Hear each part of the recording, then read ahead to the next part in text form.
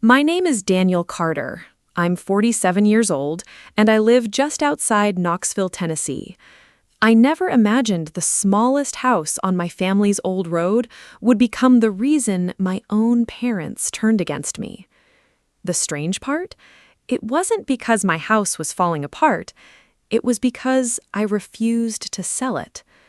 At the time, I had no idea that one county inspector, one forgotten property line, and one decision my father had made 25 years earlier were about to change everything.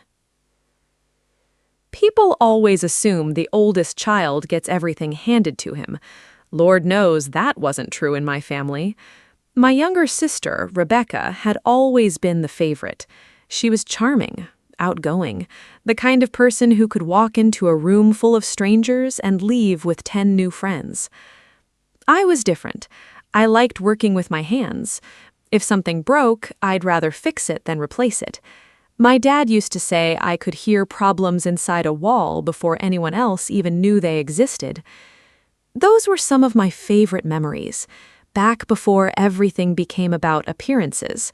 Back before money became the only thing anyone seemed to care about.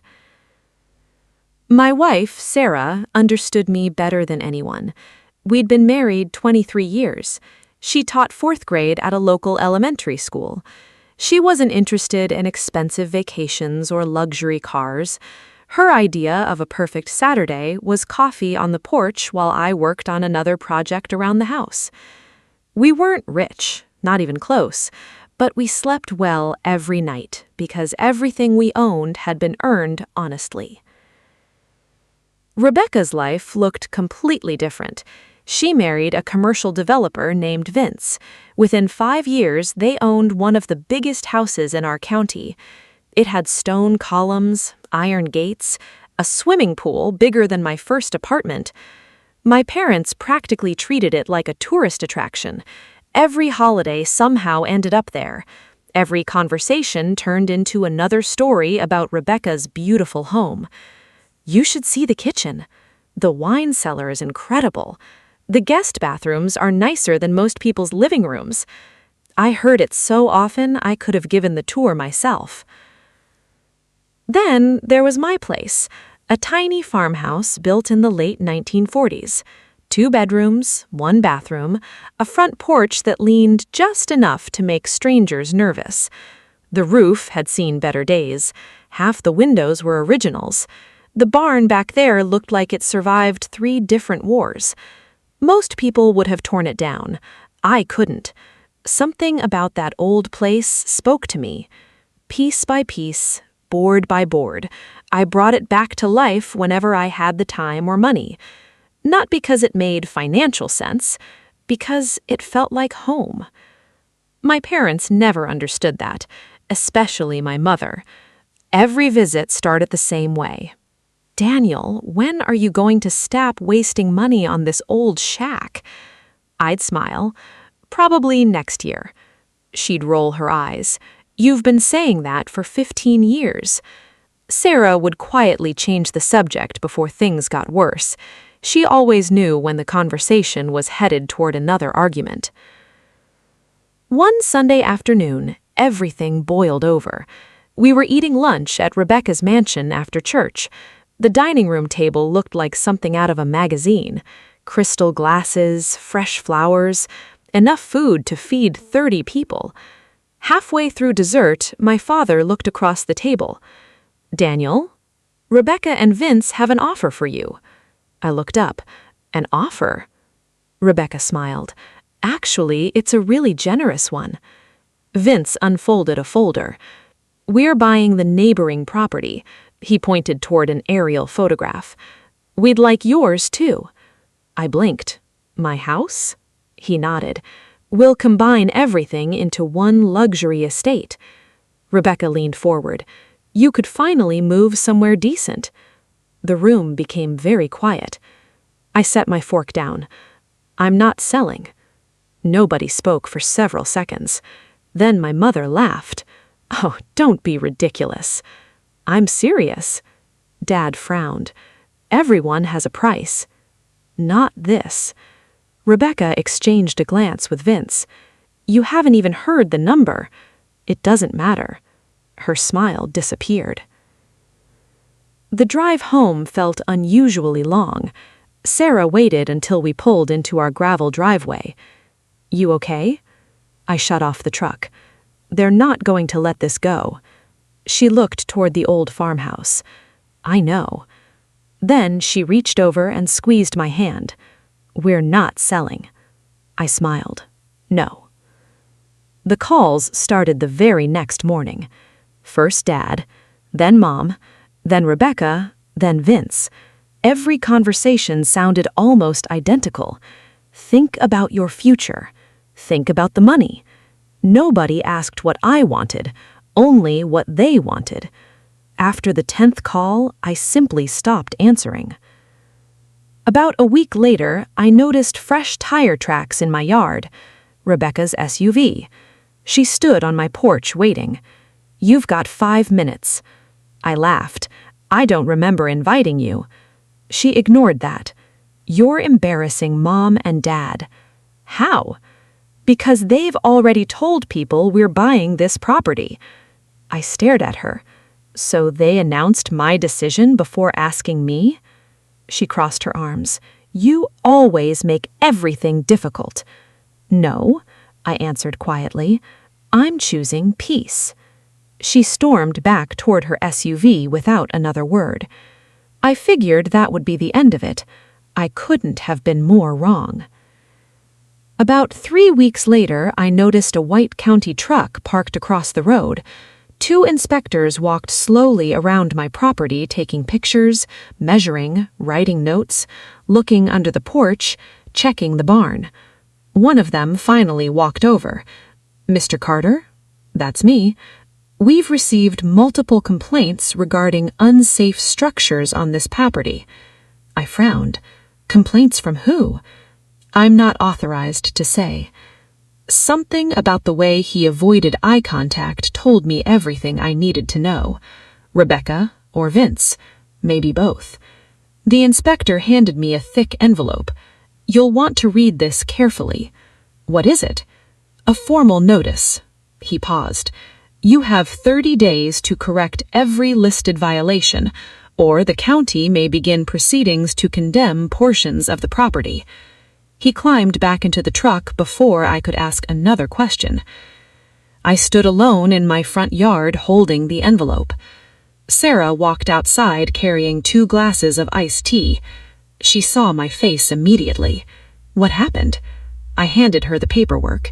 She read the first page, then the second, then the third. By the time she looked up, the color had drained from her face. "This isn't normal." "No. It feels personal."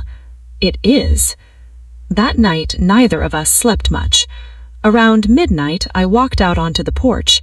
The old farmhouse creaked softly around me like it always had. I'd fixed every beam, every floorboard, every leak, yet somehow the county report made it sound like the place was ready to collapse. I couldn't shake one question. Why now? Then something caught my eye. Tucked inside the county envelope, behind all the inspection papers, was a faded photocopy of an old property survey from 1999. Across the bottom was one handwritten note: "Boundary dispute pending, awaiting owner documentation." Owner documentation? I'd lived here nearly 20 years. I'd never heard a single word about any boundary dispute. And then I noticed something else. The signature at the bottom belonged to only one person, my late father. I stared at it for a long time, because if Dad had known about this, why had he never told me? I must have read that old property survey 10 times before I noticed something even stranger. At the bottom of the page, beneath my father's signature, was the name of a surveyor who had retired years ago. The note about a boundary dispute wasn't about my land at all. It was about the property next door, the very parcel Vince had recently purchased for his luxury expansion. I drove to the county records office the next morning. The clerk disappeared into the archives for nearly 20 minutes before returning with a dusty file. "You own more land than you think, Mr. Carter." I frowned. "What do you mean?" She spread the maps across the counter. 25 years earlier, my father had refused to sign over a narrow strip of land that ran along the creek behind both properties. It looked insignificant on paper, but it was the only legal access point for utilities and drainage serving the neighboring estate. Without this easement, she explained, no future expansion on the adjacent property can legally remain. That hit me like a freight train. Vince's entire renovation project depended on land he didn't own. A week later, the county scheduled a public hearing. The room was packed. Rebecca sat beside Vince, looking confident. My parents wouldn't even look at me. Vince's attorney stood first. "My client has invested millions in improving this community." Then the county surveyor took the floor. He projected the original maps onto a screen. Every measurement matched the old survey in my envelope. Every signature was verified. Then came the final sentence.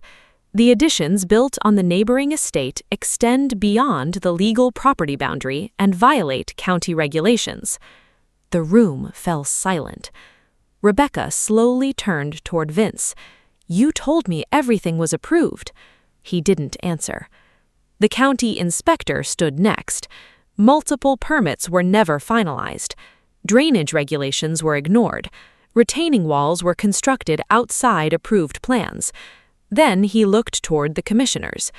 "We recommend immediate corrective action." The chairman nodded. "The county orders the removal or reconstruction of all illegal additions." Gasps filled the room. The estimated cost?